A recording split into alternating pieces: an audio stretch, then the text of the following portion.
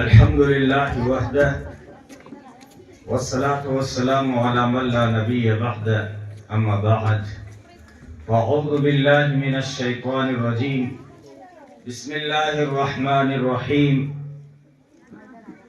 مثل الذين ينفقون أموالهم في سبيل الله كمثل حبة أنبتت 7 سنابل في كل سنبلة 100 حبة والله يضاعف لمن يشاء والله واسع عليم.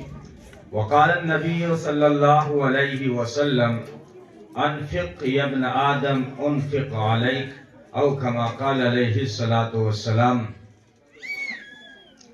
خبر حدیثوں میں جس کی آئی وہی زمانہ اب آ رہا ہے. زمین بھی تیور بدل رہی ہے, فلک بھی آنکھیں دکھا رہا ہے. پرائے مال کو اپنا سمجھیں, حرام کو بھی حلال سمجھیں, گناہ کریں اور کمال سمجھیں. بتاؤ اب دنیا میں کیا رہا ہے. بھائی بھائی کا ہوا ہے رہزن, حقیقی بیٹی ہے ماں کی دشمن. پسر نے چھوڑا پدر کا دامن, بہن کو بھائی ستا رہا ہے. ہاتھ باندھے کھڑے ہیں سب میں, سب اپنے اپنے خیال میں ہیں. امام مسجد سے کوئی پوچھے کہ وہ نماز کس کو پڑھا رہا ہے. یہ پہلا سبق تھا کتاب خدا کا کہ ہے ساری مخلوق کنبہ خدا کا. وہی دوست ہے خالق دوسرا کا, خلائق سے ہے جس کو رشتہ ولا کا. یہی ہے عبادت یہی دین و ایمان کہ دنیا میں کام آئے انسان کے انسان. درد دل کے واسطے پیدا کیا انسان کو, ورنہ طاعت کے لیے کم نہ تھے کچھ کرو بیاں. خاک کا ایک ذرہ ذکر مہوشاں کیسے کرے, عشق کے راز نہاں کو وہ عیاں کیسے کرے. مدح آقا کی گدائی بے نشاں کیسے کرے, مشک سے دھوئے زباں کو پھر وہ بیاں ایسے کرے. کشت بیت غم بعشوہ ترک نازک پہ کرے, خوش بیانے مہربانے جان جانے دل برے. نعت پڑھتا ہوں تیری آقائے من شاہ زمن, نام تیرا کتنا پیارا پاک تن پاکیزہ من. خندہ روح جبی روشن غنچہ دہن شیریں سخن, نگہتے زلف معبر پر فدا مشک خدن. یاس من رشک سمن جان چمن یا جان من, آشنائے دل ربائی خود نمائی خود سرے. تو ہے بحر بے کراں اور میں ذرا سی آبجو, اے سراپا نور تو ہے جو دو جہاں کی آبرو. مرحبا صلی علی جانے جہان رنگ بو, قیصریت تیری آمد سے ہوئی ہے زرد رو. کفر سوزے دل فروزے خوب رو آہستہ خو, پاک دیدے پاک بینے خوشتر ازہر خوشترے. اختر تابہ کہوں یا ایک مہ کامل تجھے, میں کہوں کون و مکان کی جان یا پھر دل تجھے. میں سمجھتا ہوں نشان جادہ و منزل تجھے, دل کھچے بے ساختہ وہ ہے کشش حاصل تجھے. نازنین محجبین دل کشے یا دل کشے, جاں گدازے دل نوازے گوہرے یا اخترے. پوچھے جانا گئے تو بن کے دیوانہ گئے, بادہ عشق و محبت پی کے مستانہ گئے. صبر آیا جب نہ ہم کو پھر تو روزانہ گئے. نعت یہ پڑھتے ہوئے بے اختیارانہ گئے, اور قاری صاحب کی نعت کو سن کر یوں لگا دل یوں مچلا کہ گویا کہ ابھی مدینہ گئے. اللہم صلی علی محمد النبی الامی وعلی آلہ وصحبہ اجمعین. قابل صد احترام علماء کرام, محترم دوستو, بزرگوں, عزیز بچوں, اللہ رب العزت کے بے شمار انعامات اور احسانات ہیں کہ اللہ نے آج ہمیں قرآن کی نسبت سے جمع ہونے کی توفیق عطا فرمائی. اللہ ہم سب کا مل بیٹھنا اور ہمارے اکابرین کی تشریف آوری اور ہم سب کی حاضری کو اپنی بارگاہ سمدیت میں قبول و منظور فرمائے. ماشاءاللہ بہت ہی شاندار آپ کا پروگرام رہا. بچوں نے ایک سے ایک تقاریر پیش کی, خوبصورت نعت نغمہ سرائی کی یہاں پر, اور ایسا پروگرام پیش کیا. خیال تھا حالانکہ میں چند سال پہلے آیا تھا تو الحمدللہ اس ادارے نے ترقی کی ہے, جو ہے ہر اعتبار سے, علمی اعتبار سے, تربیتی اعتبار سے, صفائی کے اعتبار سے, اور محنت کے اعتبار سے الحمدللہ یہ ادارہ جو ہے ترقی کی راہ پر گامزن ہے۔ بڑی خوشی ہوئی جب چھوٹے چھوٹے بچوں نے بڑی بہادری سے جرأت مندانہ جری اور نڈر ہو کر اپنا پروگرام پیش کیا۔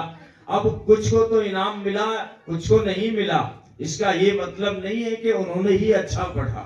مثال کے طور پر میں نے ایک بچے کو انعام دے دیا تو اس کی معصومیت دیکھ کر، چھوٹا سا بچہ تھا اور کس طرح کی وہ تقریر کر گیا، ورنہ اگر آپ مجھے جج بناتے تو آج میں تقریر میں پہلا نمبر اس بچی کو دیتا جو توحید پر تقریر کر گئی، جس نے کہا کہ توحید تو یہ ہے کہ بندہ خدا حشر میں کہہ دے کہ یہ بندہ دو عالم سے خفا میرے لیے ہے۔ اور ہر طرح کے مکالمے بھی بڑے شاندار رہے، تقریر بھی بڑی شاندار رہی، یعنی الحمدللہ دل کو اطمینان ہوا، بڑی خوشی بھی ہوئی کہ یہاں کے اساتذہ جو ہے دل جمعی کے ساتھ، محنت کے ساتھ ان بچوں کو جو ہے تعلیم دے رہے ہیں۔ یہ میں کہا کرتا ہوں علماء کرام آپ کے محسن ہیں جو کم تنخواہوں پر آپ کی نسل کا ایمان بھی بچا رہے ہیں، آپ کے بچوں تک خدا کا قرآن پہنچا رہے ہیں، اور ادائیگی دیکھیے آپ نے بچے جب پڑھ رہے تھے تو صحیح ادائیگی کے ساتھ پڑھ رہے تھے، یعنی یہاں پر محنت کے ساتھ الحمدللہ اساتذہ کرام جو ہے تعلیم دے رہے ہیں۔ اللہ رب العزت دونوں جہاں میں بہترین بدلہ عطا فرمائے اور ان بچوں کو بہترین جو ہے تربیت۔ آپ سب نے اچھا پڑھا، ناراض مت ہونا اگر میں نے کسی کو ڈانٹا ہے تو آپ کے فائدے کے لیے کہا ہے، کیونکہ آپ نعت تو ایسی پڑھ رہے ہو کہ جی کرے کہ اس ان بچیوں کو ہزار ہزار انعام دوں۔ سفر میں نہ ہوتا تو دے بھی دیتا، کیونکہ ان بچیوں نے ایسا پڑھا تھا کہ اندر سے روح کو بڑا سرور مل رہا تھا، جو کہہ رہی تھی حیدر کی شمشیر میں اللہ، عائشہ کی تطہیر میں اللہ، دیوبند کی تنویر میں اللہ۔ لیکن جب میں نے جو کہا وہ آپ تو تربیت، تعلیم کے ساتھ تربیت کا بھی لفظ آتا ہے، اس کو بھی سامنے رکھنا ضروری ہے۔ مجھے غصہ اس لیے آیا، کل کوئی یہ نہ کہے کہ اس بچی کو اس کی ماں نے تربیت نہیں سکھائی، کل کوئی یہ نہ کہہ دے کہ اس بچی کو اس کے استاد نے ادب نہیں سکھایا، اس لیے میں نے جو ہے سخت لہجے میں کہہ دیا تھا، ورنہ آپ کا پروگرام بڑا شاندار ہے، بڑا حسین اور دل نشین۔ بالیقین آپ نے وہ پروگرام پیش کیا کہ اندر سے دل اش اش کر اٹھا۔ اگر فرشتے اگر آپ کے سامنے ہوتے تو وہ بھی آپ کو داد دے رہے ہوتے تھے۔ خیر علماء کرام، وقت بہت ہو چکا ہے، اب میں کیا بیان کروں۔ یہ مجلس قرآن کریم کی ہے تو میں کہا کرتا ہوں کہ قرآن تو خود بیان ہے، قرآن بیان ہے، قرآن تبیان ہے، قرآن فرقان ہے، قرآن ایقان ہے، قرآن احسان ہے، قرآن ایمان ہے، اور قرآن جس نے نازل کیا وہ رب رحمان ہے، جس نبی پر آیا وہ نبی آخر الزمان ہے، اور جبریل فرشتہ تو واسطہ درمیان ہے، ورنہ یہ خود خدا کی زبان ہے۔ ہاں یہ نبی کا اعلان ہے کہ قرآن صحابہ کا ترجمان ہے، جس مہینے میں آیا وہ رمضان ہے، اس کو جو مان لے وہ مسلمان ہے۔ قرآن یہ صداقت ہے، قرآن ہدایت ہے، قرآن ہدایت ہے، قرآن صداقت ہے، قرآن معرفت ہے، قرآن نورانیت ہے، قرآن سعادت ہے، قرآن سیرت ہے، قرآن بشارت ہے، قرآن بصیرت ہے، قرآن بشارت ہے، قرآن جو ہے ہیبت ہے، قرآن خشیت ہے، قرآن مدحت ہے، قرآن محبت ہے، قرآن رحمت ہے، قرآن برکت ہے۔ یہ صرف جملے نہیں، تبرک بالقرآن فَإِنَّهُ كَلَامُ اللَّهِ وَخَرَجَ مِنْهُ۔ یہ قرآن کریم میں برکت حاصل کرو۔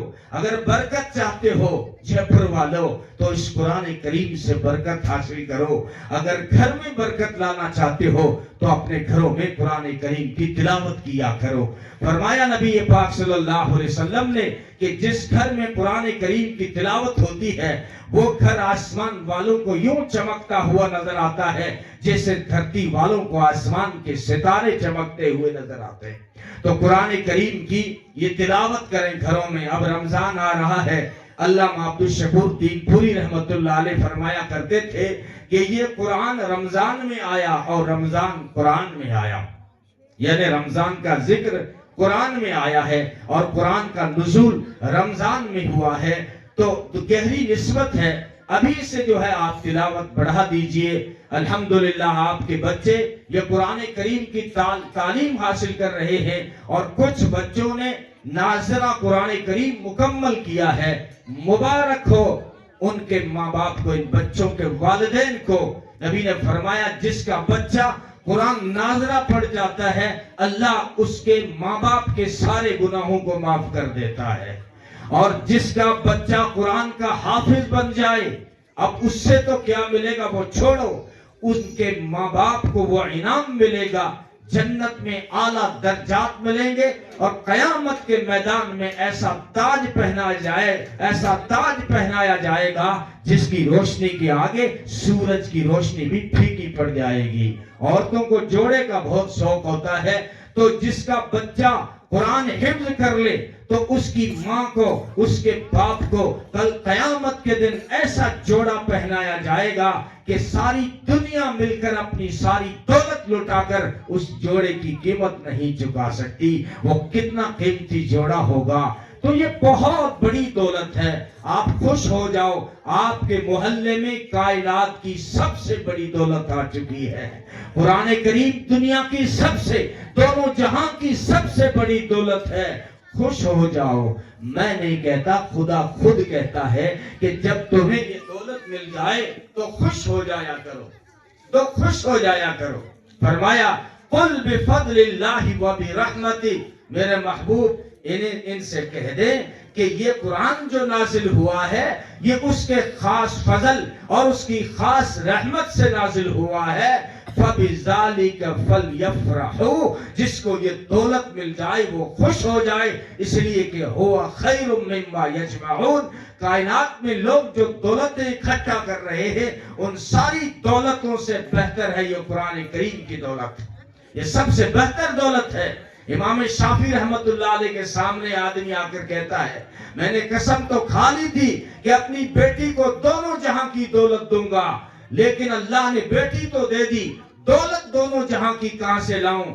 امام شافعی رحمت اللہ علیہ نے فرمایا کوئی مشکل نہیں ہے اپنی بیٹی کو دونوں جہاں کی دولت دینا. اپنی بچی کو قرآن پڑھا دے, قرآن دونوں جہاں کی دولت ہے, قرآن دونوں جہاں کی دولت ہے. تو قرآن کریم فرمایا رحمت ہے, برکت ہے, رحمت للمؤمنین کہا. جس طرح وہ رب العالمین ہے اور اس کا محبوب رحمت للعالمین ہے, تو جو یہ قرآن کریم جو ہے یہ ہدی للعالمین ہے, یہ رحمت للمؤمنین ہے. فرمایا کہیں تو ہدی للناس کہا اور کہیں جو ہے ہدی للعالمین کہا, کہیں ہدی للناس کہا, کہیں ہدی للمتقین کہا کہ یہ لوگوں کو راستہ دکھاتی ہے اور راستہ بھی ایسا جو بالکل سیدھا. ان ھذا القرآن یہدی للتی ہی اقوم, قرآن جو راستہ بتاتا ہے وہ سب سے سیدھا ہے, وہ سب سے سیدھا ہے. تو ہدی للناس, سارے لوگوں کے لیے ہدایت ہوں, کہیں کہا کہ سارے انسانوں کے لیے ہدایت, اور کہیں کہتا ہے صرف متقیوں کے لیے ہدایت ہو, صرف متقیوں کو راستہ بتاتا ہوں. اس کا کیا مطلب ہے؟ تو فرماتے ہیں مفسرین قرآن تو راستہ تو سب کو بتاتا ہے, لیکن اس سے فائدہ وہ اٹھاتے ہیں جو اللہ سے ڈرنے والے ہوتے ہیں. اگر بے عمل دل ہے تو جذبات سے کیا ہوتا ہے, بنجر زمین ہے تو برسات سے کیا ہوتا ہے. اور لازم ہے, عمل کے لیے لازم ہے, عمل کے لیے لازم ہے, عمل لازم ہے تکمیل تمنا کے لیے, ورنہ ان رنگین خیالات سے کیا ہوتا ہے. تو قرآن راستہ سب کو دکھاتا ہے, فائدہ اس سے وہ اٹھاتے ہیں. جیسے بارش سب جگہ برستی ہے, لیکن اگر زمین شاداب ہوتی ہے تو فائدہ اٹھاتی ہے, زمین بنجر ہوتی ہے تو کانٹے نکل آتے ہیں, بدبو پھوٹ پڑتی ہے. یہی قرآن کریم کی بارش کے جو ہے چھینٹے ابو لہب کی زمین پر بھی پڑے تھے, ابو جہل کی زمین پر بھی پڑے تھے, لیکن وہ زمین بنجر تھی تو کانٹے نکل آئے, بدبو پھوٹ پڑی. لیکن یہی جب رحمت کے چھانٹے پڑے, شاداب زمین ابو بکر پر تو صدیق بنا دیا, شاداب زمین عمر پر تو فاروق بنا دیا. تو قرآن کریم کی ہدایت تو عام ہے، لیکن اس سے فائدہ وہ لوگ اٹھاتے ہیں جو اللہ سے ڈرنے والے اور ایمان والے ہوتے ہیں، اس لیے کہا رحمت للمؤمنین ہے۔ یہ قرآن برکت ہے، قرآن رحمت ہے، قرآن عظمت ہے، قرآن رفعت ہے، قرآن رفعت ہے۔